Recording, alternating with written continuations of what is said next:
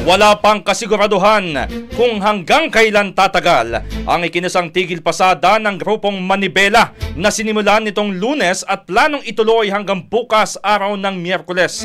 Kasunod ito ng hiling ng Department of Transportation na gawin na lamang isang araw ang tigil pasada sa halip na 3 araw. Isinagawa naman ni Manibela ang kilos protesta upang tutulan ang Public Vehicle Modernization Program at ibalik ang 5 taong prangkisa ng mga traditional jeepney. Giit ni DOTR Secretary Vince Dizon, hindi naman kailangan magsagawa ng transport strike upang marinig ang kanilang hinaing dahil bukas naman sila sa dialogo.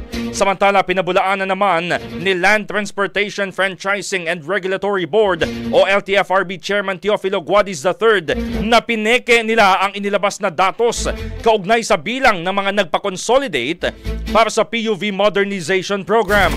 Ayon kay Guadis, walang nagsinungaling dahil isinasama na nila sa bilang ang mga nag-apply pa lamang na pumasok sa programa. Brigada Balita Nationwide. Ang bahaging ito ay hatid sa atin ng DriveMax Herbal Capsule. Lalaking angat, tumatagal.